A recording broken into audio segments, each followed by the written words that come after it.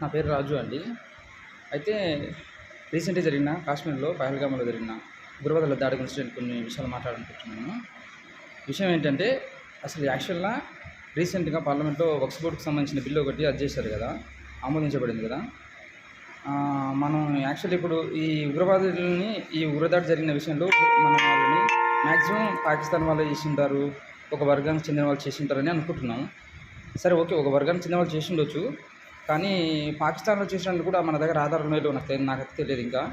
కాకపోతే దీని మీద అన్ని రకాలుగా అన్ని రకాలుగా మీరు ఏది గవర్నమెంట్ తరపు నుంచి కానీ, ప్రజల తరపు నుంచి కానీ అన్ని రకాలుగా ఎంక్వైరీ చేసి వాళ్ళని మాత్రం ప్రజల్లోకి తీసుకొచ్చి బహిరంగంగా వాళ్ళకి శిక్ష వేయాలి. ఇదొకటి.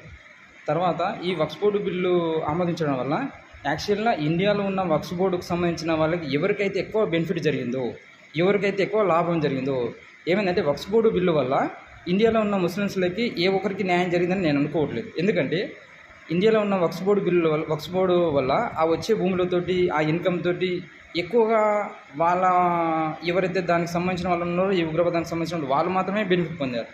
సాధారణ గ్రామాలలో ఉన్న, పట్టణంలో ఉన్న ముస్లిం ప్రజలకి వక్ఫ్ బోర్డు వల్ల లాభం పెద్దగా జరిగిందని నేను అనుకోవట్లేదు. కాబట్టి దీనికి సంబంధించిన వాళ్ళు ఎక్కువ లాభం పొందిన వాళ్ళు ఎవరైతే ఉన్నారో వాళ్ళకి మాత్రం మ్యాక్సిమం ఈ ఉగ్రవాద దాడిలో పార్టిసిపేట్ చేసే అవకాశం ఉంది. ఎందుకంటే వాళ్ళకి ఎక్కువ నష్టం జరుగుతుంది ఇండియాలో. కాబట్టి దీనివల్ల ఏం చేయాలి, మీరు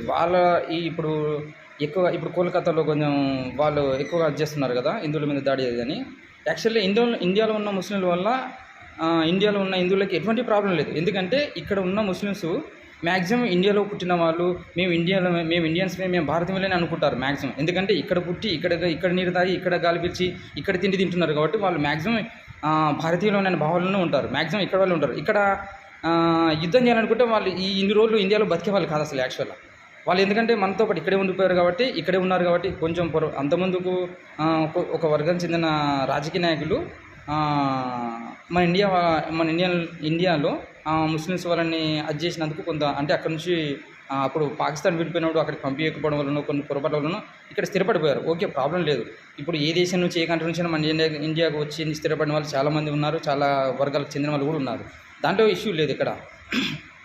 అసలు జరిగే పొరపాటు అంటే మొన్న సాధారణమైన పబ్లిక్ని చంపారు కదా కాశ్మీర్లో. పాకిస్తాన్ వాళ్ళకు పాకిస్తాన్ వాళ్ళు నిజంగా మన మీద యుద్ధం చేయాలనుకుంటే ఈ సాధారణ పబ్లిక్ని చంపాల్సిన అవసరం లేదు. బార్డర్లోనూ అణుబాంబులతోటో మన కంట్రీ మీదనే యుద్ధం చేయొచ్చు. కాబట్టి అలాంటి ఇంకోటి పాకిస్తాన్ నాకు తెలిసి మ్యాక్సిమం ఒక డిస్ట్రిక్ట్ అంతనో ఒక స్టేట్ అంతనో ఉంటుంది. అటువంటి చిన్న దేశం మన భారతదేశం లాంటి పెద్ద దేశం మీద యుద్ధం చేయాలంటే అంత సాహసించలేదు. వాళ్ళు 1% మన మీద యుద్ధం చేసి 100% మనం వాళ్ళని నేలమట్టం చేయగలం. అంత కెపాసిటీ ఉంది భారతదేశానికి. ఇప్పటివరకు కూడా ప్రపంచంలో భారతదేశం మీద యుద్ధాలు చేసి గెలిచిన వాళ్ళు, సక్సెస్ అయిన వాళ్ళు ఎవరూ లేరు. కాబట్టి భారతదేశం అనేది ప్రపంచానికి ఒక మూలాధారం లాంటిది. ప్రపంచానికి మెయిన్ ఆధారం అనేది భారతదేశం లాంటిది. కాబట్టి దీని మీద యుద్ధం చేయాలంటే ఎవరు సాహసించరు.